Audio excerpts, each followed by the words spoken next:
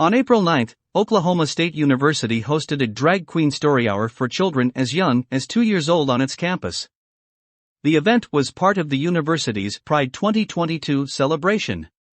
A description for the program stated 2 drag performers would read books to all attendees and that the drag queen story hour was geared toward children between the ages of 2 to 8, but that all ages were welcome to join in on the fun. You heard right. A major university, paid for by the good conservative citizens here in the heartland of America, is openly declaring that it is working to groom our children and that they are starting when they are as young as 2 years old. This nonsense is pervasive across our nation. What happens in Vegas doesn't stay in Vegas. If it's happening in Oklahoma, it is happening in your own backyard. You've been told before of the Chicago Public School District, where they now provide prophylactics to all 5th graders throughout the city's school system because they want to make condoms available to students when they think they need them. You've been told before of the Arizona Department of Education's promotion of books and research papers that claim babies as young as 3 months old already harbor sexual biases that demand the state's intervention. You've been told before of New York City's Justine Enfant, who proudly defends teaching 1st graders in Manhattan how to masturbate while at the same time teaching porn literacy to juniors at New York's Columbia Grammar and Prep. And then there is the National Education Association. You've been told before of this organization's official declaration at its last annual conference, where its members voted to codify the following: "We resolve to develop a study to critique cis-heteropatriarchy." In other words, the NEA is telling you straight up that they will be teaching your children that 2-parent families, traditional morality and heterosexual fidelity should be dismantled and replaced by their neo-Marxist sexual nihilism. You've been told before of Bartlesville Public Schools in Bartlesville, Oklahoma, where they now openly promote Toni Morrison's book, The Bluest Eye, which includes a full-page salacious description of a father raping his daughter. You have been repeatedly told of all of this.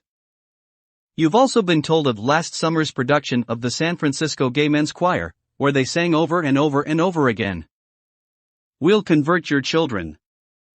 It happens bit by bit, quietly and subtly, and you will barely notice it. We'll convert your children. Yes, we will. There's really no escaping it. We'll convert your children. We're coming for them. We're coming for your children. We're coming for your children. We'll convert your children. The bottom line is this: your public schools are grooming your children.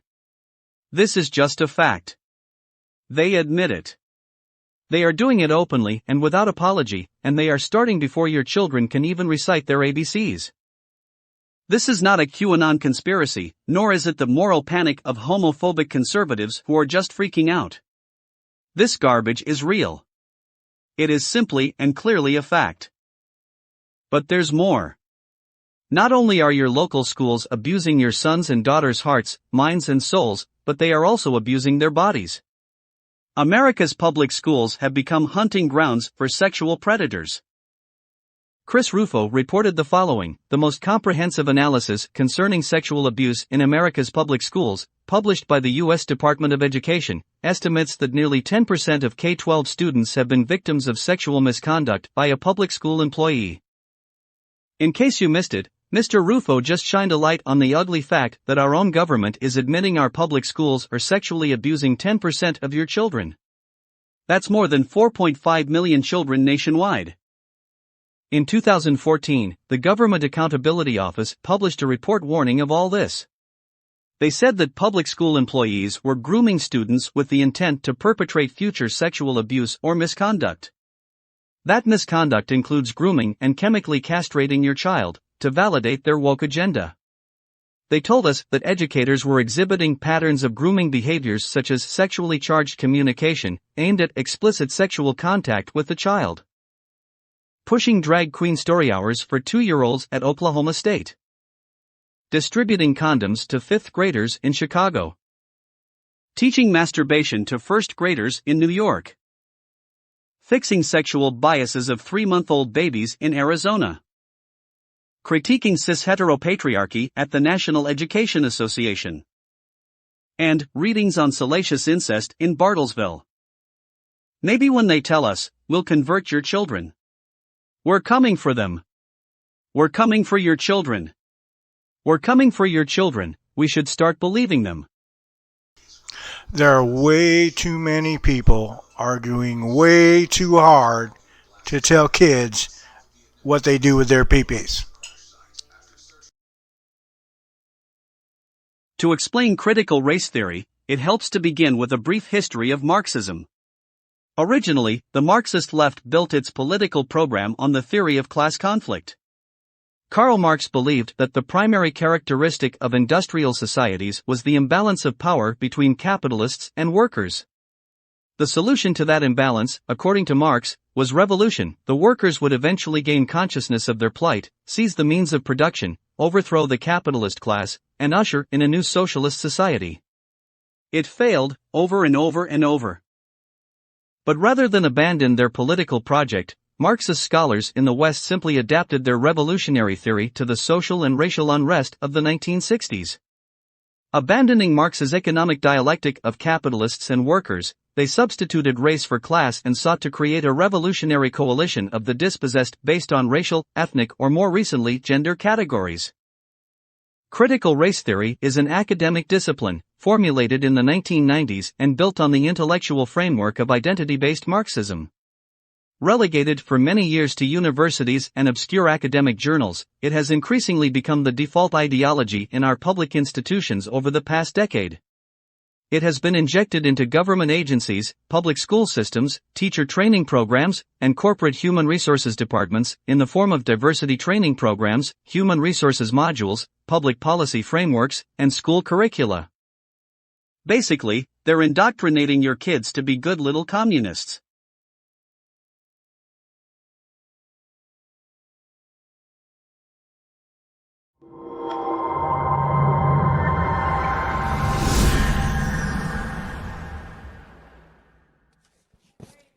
Good evening. I'm here to talk about Jennifer Freeman. That is my topic. I don't believe anybody else is talking about Jennifer Freeman tonight. Do I get 5 minutes? Great. During the last board meeting, Jennifer Freeman clearly stated, "We do not indoctrinate." They are saying boys can be girls and girls can be boys. This is a lie. If you believe in that, that is your opinion.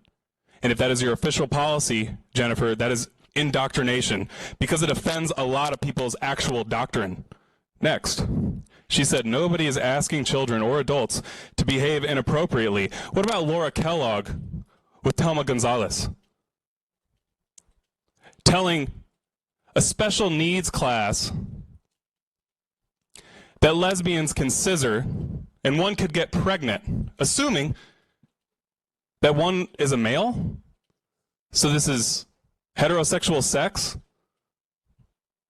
Is it appropriate for her to discuss this with special needs students after Marina Vivard explicitly said not to do that with her daughter?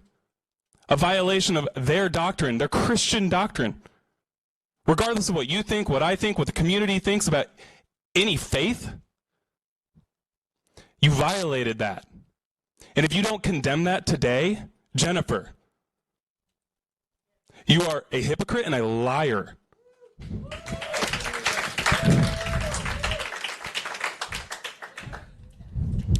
You said we are valuing who they are, students, as they are when they come onto campus. Did they value Thelma Gonzalez? Do they value you?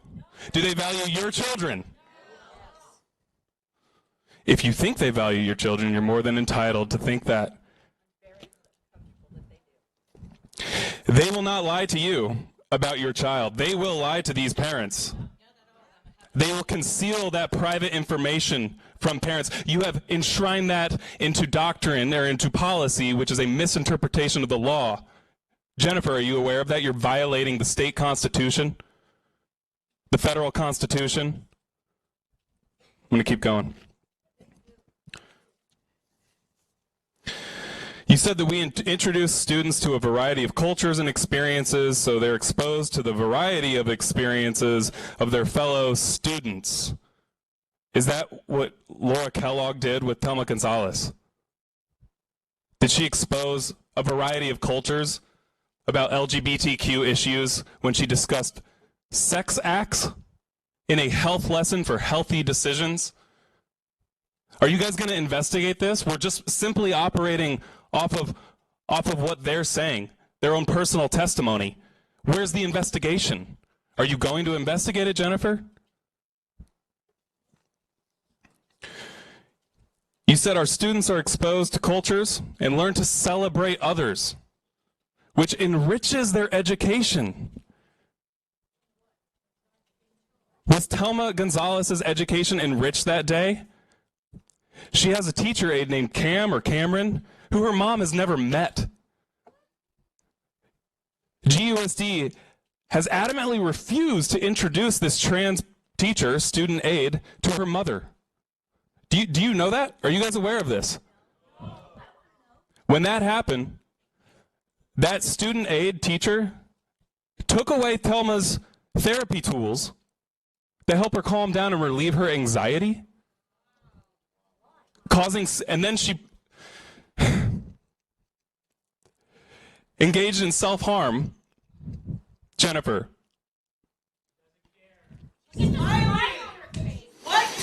She engaged in self-harm. We're talking. She engaged in self-harm.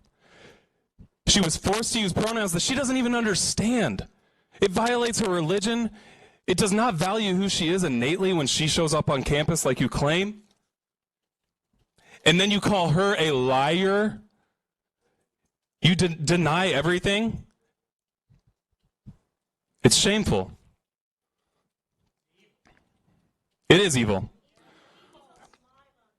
You said our schools are the places where every child needs to know they belong. They do not feel like they belong. A lot of these parents and their children do not feel like they belong. And you, Jennifer, and the rest of the board, and the previous members of this board, have explicitly supported those policies that exclude people and parents. Thank you.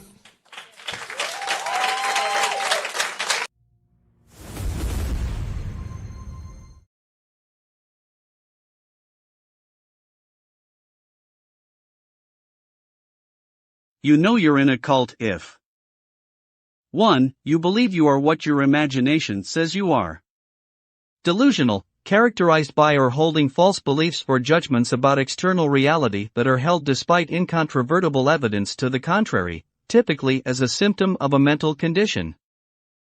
You know you're in a cult if 6. You believe reality isn't real. Delusional, characterized by or holding false beliefs or judgments about external reality that are held despite incontrovertible evidence to the contrary, typically as a symptom of a mental condition. You know you're in a cult if 10. Thanks to Jamie Lee Curtis, who didn't know how many Oscars she'd won, them can't count. You know you're in a cult if 11. You will cry in protest to take a real black woman off a syrup bottle and a Quaker off a box of oats named Quaker Oats, only to put a fake white woman on a beer can. All while saying, I can't believe they're so upset over a beer can. Bud Light parent Anheuser-Busch's stock has lost $27 billion over Dylan Mulvaney.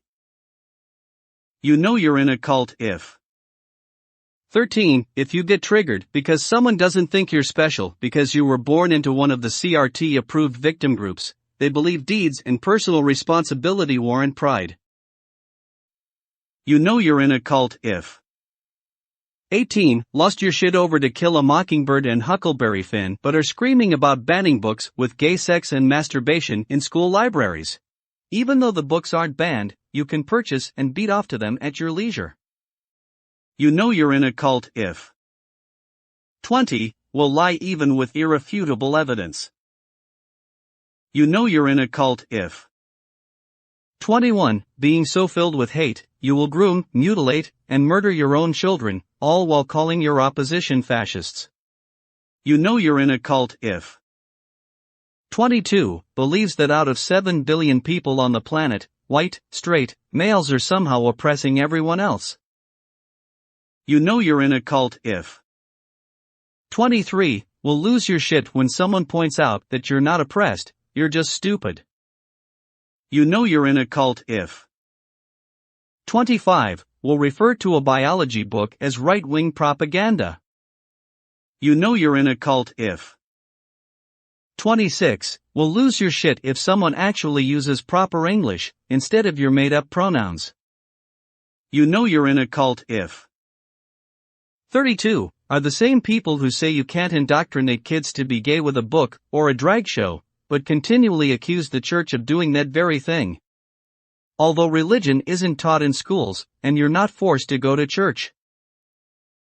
You know you're in a cult if 33. When someone is simply talking science and common sense, you will try to bring religion into it. Well, you know the church. Well then, don't go to church. It's not against the law. Not going to school is. You know you're in a cult if 34. Will use unrelated behavior to justify their sick, grooming behavior.